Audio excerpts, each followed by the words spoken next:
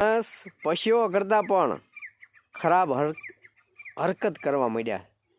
શું કામ? આજે એક હોળીના દિવસે એક વિડીયો જોયો કે એમાં એક પ્રાણી એટલે કે ભેંસ છે કે કોણ છે, ખાલી મોઢું બતાવે છે એટલે લગભગ તો ભેંસ જ લાગે છે. એટલે કદાચ એ પાડો હોય કે પછી હવે શું છે કે સમજાતું નથી અને સ્પષ્ટ દેખાતું નથી, પણ એને દારૂની આખી બોટલ પાય. હવે વિચારો તમે, માણસ તો આના રવાડે સીડ્યો છે અને બરબાદ થયો જ છે.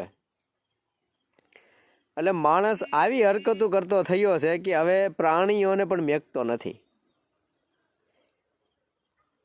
આખા વિશ્વની અંદર તમે જોઈ લો કે બીજી કોઈ પણ વસ્તુ તમને કહું છું, પોતે જીવ થઈ અને જો બીજા જીવને બગાડતો હોય ને તો એ માત્ર ને માત્ર એક આ મનુષ્ય જીવ છે કે પોતે જીવ થઈ અને બીજા જીવને બરબાદીના તરફ નોતરે છે અને બીજા જીવને બરબાદ કરે છે.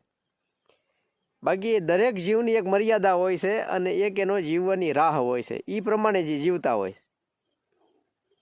ક્યાંય તમે એવું સાંભળ્યું કે આ પશુએ કે આ પંખીએ કે આ પ્રાણીએ માણસને આના રવાડે ચડાવ્યો, કે માણસને આની આદત પાડી દીધી, કે માણસને ન ખાવાનું ખવડાવ્યું, કે માણસને ન પીવાનું પાયું?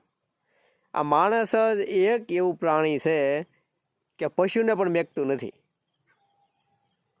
જનાવરને પણ એનો જે ખોરાક નથી, એને જે ખાવાનું નથી, એને જે પીવાનું નથી, એવી વસ્તુ પાય.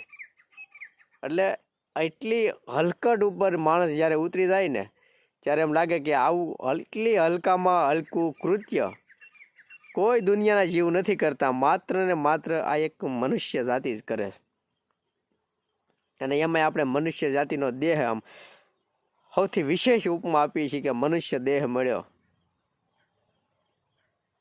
મને નથી સમજાતું, તમને સમજાતું હોય તો જરૂર કોમેન્ટ કરજો.